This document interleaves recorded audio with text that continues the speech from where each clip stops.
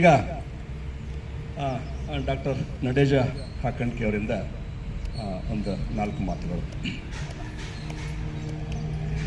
ಎಲ್ಲರಿಗೂ ನನ್ನ ನಮಸ್ಕಾರ. 4 ಮಾತಿಲ್ಲ, 2 ಮಾತಾಡ್ತೀನಿ. ಎಲ್ಲರೂ ಆಫೀಸ್ ಹೋಗಬೇಕು, ಸ್ಕೂಲ್ ಹೋಗಬೇಕು. ಲೇಡೀಸಿಗೆ ಅಂತೂ ಕೆಲಸ ಲೆಕ್ಕನೇ ಇಲ್ಲ. ಎಷ್ಟು ಏನಾದರೆ ಭಾಳ ಜನ ಬರ್ತಾರಲ್ಲ, ಲೇಡೀಸ್ ಏನು ಮಾಡ್ತೀರಿ ನೀವು? ನಾವು ಏನೂ ಮಾಡಲ್ರಿ. ಅದೇ ಅಂಥ ಲಕ್ಸುರಿ ನಾನು ನೋಡಿಲ್ಲರಿ ಜೀವನದಾಗ. ಏನೂ ಮಾಡಲಾರ್ದಂಥ ಹೆಣ್ಮಕ್ಳನ್ನ ನೋಡಿಲ್ಲ. ಈಗ ಎಲ್ಲರೂ ಇಲ್ಲೇ ಯೋಗಕ್ಕೆ ಬಂದಾರ, ಎಲ್ಲರೂ ಡೈರೆಕ್ಟ್ ಎದ್ದು ರೆಡಿಯಾಗಿ ಬಂದಾರ. ಇವ್ರು ಲೇಡೀಸ್ ಏನು ಬಂದಾರಲ್ಲ, 4 ಕೆಲಸ ಮುಗಿಸಿ ಬಂದಾರ. ಹೋಗಿ 8 ಕೆಲಸ ಮಾಡಬೇಕು ಅವರು. ಆಫೀಸ್ ಹೋಗೋರು ಇರಲಿ, ಮನೆಯಲ್ಲಿ ಇರೋರು ಇರಲಿ. ಸೊ ಈಗ ತಜ್ಞರು ಮುಂದೆ ಮಾತಾಡೋದ್ರಾಗ ಅರ್ಥ ಇರೋಂಗಿಲ್ಲ. ದೇಶಪಾಂಡೆ ಸರಿಗೆ ನನಗಿಂತ ಒಳ್ಳೆ ಮಾಹಿತಿ ಅದ. ಅವ್ರು ನಿಮ್ಮನ್ನು 7 ದಿವಸ ತನಕ ಹೇಳಿಕೊಟ್ಟಿದ್ದಾರೆ. ಕುಂಬುಗಿ ಸರ್ ಅವರಿಗೆ ಎಲ್ಲ ಈ ವಿಷಯದ ಬಗ್ಗೆ ಗೊತ್ತದ. ಆಮೇಲೆ ಡೇ ಟು ಡೇ ಹ್ಯಾಂಡ್ಲಿಂಗ್ ಅವ್ರದ್ದು, ಸ್ಟೂಡೆಂಟ್ಸಿಗೆ ಹ್ಯಾಂಡಲ್ ಮಾಡೋದು, ಹ್ಯೂಮನ್ ರಿಸೋರ್ಸಸ್ ಹ್ಯಾಂಡಲ್ ಮಾಡೋದು.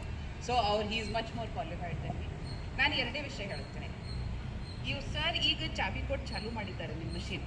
ಆ ಮೊಮೆಂಟಮ್ ನೀವು ಮೇಂಟೈನ್ ಮಾಡಬೇಕು. ಈಗ ಕರ್ಲಿ ಮೇಡಮ್ ಹೇಳಿದರು, ನನಗೆ ಹೇಳಿಂದ ನೋಡ್ರಿ ನಾ ಬಂದಿದ್ದೀನಿ. ಜಾಧವ್ ಅಕ್ಕ ಅವ್ರು ಹೇಳಿದ್ರು, ಹೇಳಿಂದ ಬಂದಿದ್ದೀನಿ. ಅವ್ರು ನಿಮ್ಮನ್ನು ಒಂದು ಎಕ್ಸಲರೇಷನ್ ಕೊಟ್ಟಿದ್ದಾರೆ. ನೀವು ಆ ಮೊಮೆಂಟಮನ್ನು ಮೇಂಟೈನ್ ಮಾಡ್ಕೋತ ಹೋಗ್ಬೇಕು. ಈಗ 1 ವಾರ ತನಕ ಟೈಮ್ ಪ್ರಕಾರ ಬರಬೇಕು, ಟೈಮ್ ಪ್ರಕಾರ ಇದು ಮಾಡಬೇಕು. ಆಮೇಲೆ ಆ ರೂಟೀನ್ ನಿಮ್ಗೆ ಗೊತ್ತಿರ್ತದೆ. ಇವು ಬೆಳಿಗ್ಗೆ ನಾ ಎಷ್ಟೊತ್ತಿಗೆ ಹೋಗಬೇಕು, ಅದರ ಪ್ರಕಾರ ನಿಮ್ಮ ರೂಟೀನ್ ನೀವು ಸೆಟಲ್ ಮಾಡಿಬಿಡ್ತೀನಿ. ಈಗ 1 ವಾರ ನಿಮ್ಮನ್ನು ಈಸಿ ಆಗ್ತದೆ. 1 ವಾರ ಆದಮೇಲೆ 1 ವಾರ ಸ್ವಲ್ಪ ಡಿಫಿಕಲ್ಟ್ ಆಗ್ತದೆ. ಅದು ಆದಮೇಲೆ 1 ವಾರ ಬಹಳ ಡಿಫಿಕಲ್ಟ್ ಅನ್ನಿಸ್ತದೆ. ಇವು ಅಲ್ಲೇ ಹೋಗೋದಿತ್ತಲ್ಲ, ಇದು ಕೆಲಸ ಇತ್ತಲ್ಲ. ಸೊ ನನ್ನ ಹತ್ರ ಬರೋರು ಲೇಡೀಸ್ ಏನಿರ್ತಾರಲ್ಲ, ಬ್ಯಾಕೇಕು, ಕಾಲು ನೋವು ಅಕ್ಕ ಅವ್ರು ಹೇಳ್ದಂಗೆ, ಇವು ಮಿಡಲ್ ಏಜೆಡ್ ಪ್ರಾಬ್ಲಮ್ಸ್ ಏನು ಬರ್ತಾರಲ್ಲ, ಅವರಿಗೆ ನಾ ಏನು ಹೇಳ್ತೀನಿ, ಸ್ವಲ್ಪ ಎಕ್ಸರ್ಸೈಸ್ ಮಾಡಿರಿ ಅಕ್ಕ. ಎಲ್ಲೇ ಟೈಮ್ ಅದ್ರಿ, ಹೇಳೋದು ನಿಜ ರೀ. Time is at a premium for everybody. ಅವ್ರು ವರ್ಕಿಂಗ್ ಇರಲಿ, ನಾನ್ ವರ್ಕಿಂಗ್ ಇರಲಿ, ಒಂದು ಮನೆ ನೋಡೋದು, ಮಕ್ಕಳಿಗೆ ಶಾಲೆ ಕಳಿಸೋದು, ಬೇರೆಗೆ ಹಸ್ಬೆಂಡಿಗೆ ಆಫೀಸ್ ಕಳಿಸೋದು, ಮನೆಯಲ್ಲಿ ಜನ ನೋಡೋದು, ಮನೆ ನೋಡೋದು, ತುಂಬ ಕೆಲಸ ಆಗ್ತದೆ. ಆದರೂ ಒಂದು ದಿವಸಲ್ಲಿ ಸ್ವತಂತ್ರ ಸಲುವಾಗಿ ಒಂದು ಅರ್ಧ ತಾಸು ಟೈಮ್ ನೀವು ಮಾಡ್ಕೋಬೇಕಾಗ್ತದೆ. ಈಗ ಇಷ್ಟು ದೊಡ್ಡ ಬಿಲ್ಡಿಂಗಲ್ಲಿ ಬಿಲ್ಡಿಂಗ್ ಭಾಳ ಚಂದ ಇದೆ. ಆದರೂ ಮೋಸ್ಟ್ ಇಂಪಾರ್ಟೆಂಟ್ ಪಾರ್ಟ್ ಬಿಲ್ಡಿಂಗಲ್ಲಿ ಏನಿರ್ತದೆ, ಫೌಂಡೇಶನ್. ಅದು ನಮ್ಗೆ ಕಾಣಲ್ಲ, ಹೌದಲ್ರಿ?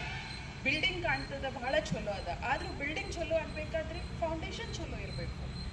ಹಾಗೆ ನಾವು ಇವತ್ತಿಗೆ ಆರೋಗ್ಯವಾಗಿ ಇದ್ದೀವಿ ಅಂದರೆ ಇವು ಸಣ್ಣ ಹುಡುಗರು ಏನು ವಯಸ್ಸಿಗೆ ಬಂದಾರ ಅಥವಾ ಇದಕ್ಕಿಂತ ಸಣ್ಣ ವಯಸ್ಸಿಗೆ ಎಕ್ಸರ್ಸೈಸ್ ಚಾಲೂ ಮಾಡಬೇಕು. ಎಕ್ಸರ್ಸೈಸ್ ಯಾವ ರೀತಿಯೂ ಇರಲಿ, ಯೋಗ ಇರಲಿ, ವಾಕಿಂಗ್ ಇರಲಿ, ನಿಮ್ಮ ರೂಟೀನ್ ಪ್ರಕಾರ, ನಿಮ್ಮ ಲೈಫ್ ಸ್ಟೈಲ್ ಪ್ರಕಾರ ನಿಮಗೆ ಏನು ಮಾಡೋಕ್ಕಾಗ್ತದೆ ನೀವು ಮಾಡಿರಿ. ಬಟ್ ಕನ್ಸಿಸ್ಟೆಂಟ್ಲಿ ಮಾಡಿರಿ, ಮೇಂಟೈನ್ ಮಾಡಿರಿ. ಅದು ಆ ರೂಢಿ ಏನದೆಲ್ಲ ತಪ್ಪಿಸ್ಬೇಡ್ರಿ. ಸರ್ ಹೇಳ್ದಂಗೆ ಒಮ್ಮಕ್ಲಿ ಆಗಲ್ಲ. ಇವತ್ತು 1 ವಾರ 15 ನಿಮಿಷ ಹೋಗ್ರಿ, ಅದು ಆದಮೇಲೆ 1 ವಾರ 20 ಮಿನಿಟ್ಸ್ ಹೋಗ್ರಿ. ಕ್ರಮೇಣ ಹೆಚ್ಚಿಗೆ ಮಾಡಿರಿ, ತಮ್ಮ ಕೆಪಾಸಿಟಿ ಪ್ರಕಾರ ಮಾಡಿರಿ. ಲೈಫ್ ಗೋಸ್ ಇನ್ ಸರ್ಕಲ್ಸ್, ಅಥವಾ ಫಿಸಿಕ್ಸ್ ಅಂದರೆ wave forms. Everything has a trough and a crest. ಅದು ಹೆಂಗೆ ಬರ್ತದೆ ಅಂದರೆ, ಈಗ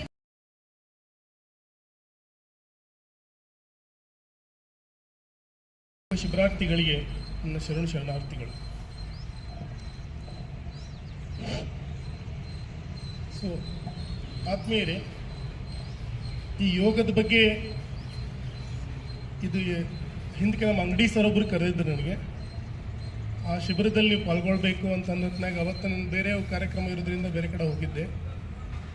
ನಮ್ಮ ಕಾಮ ಸರ್ ಬಂದು, ಇಲ್ಲ ಈ ಸಲ ಬರ್ಬೇಕು ಸರ್ ನೀವು ಅಂತಂದರು. ಸೊ ಇಲ್ಲಿ ಬಂದು ನೋಡಿದಾಗ ಒಂದು ಯೋಗದ ಸಾಗರವೇ ತುಂಬಿದೆ ಇಲ್ಲಿ. ನಿಜವಾಗ್ಲೂ ನಮ್ಮ ಕುಲಕರ್ಣಿ ಸರ್ ನಮ್ಮ ಗುರುಗಳ ಸಮಾನರು. ಅವರ ಮಾರ್ಗದರ್ಶನದಲ್ಲಿ ನಾವು ಎಷ್ಟೋ ಬೆಳೆದಿದ್ದೀವಿ, ಹಿರಿಯರು ಕೂಡ. ಇವತ್ತು ನಾನು ಕಂಡಿದ್ದಂತಂದರೆ ಚಿದಂಬರಂ ದೇಶಪಾಂಡೆ ಅವರು ಅದ್ಭುತ ಯೋಗಪಟುಗಳು. ಅವರ ಒಂದು ಹೇಳುವ ರೀತಿ ಏನಿದೆಯಲ್ಲ, ಭಾಳ ಸರಳವಾಗಿ ಎಲ್ಲರಿಗೂ ಮನಮುಟ್ಟುವಂಗೆ ಇದೆ.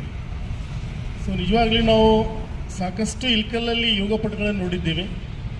ಅದರ ಲಿಸ್ಟ್ನಲ್ಲಿ ಚಿದಂಬರಂ ಸರ್ ಒಬ್ಬರು ಕೂಡ, ದೇಶಪಾಂಡೆ ಅವರು ಕೂಡ ಸೇರ್ತಾರೆ.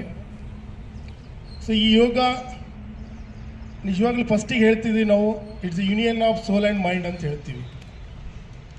ಯೋಗ ಅನ್ನೋದು ಮನಸ್ಸು ಮತ್ತು ದೇಹವನ್ನು ಒಂದು ಮಾಡೋದು.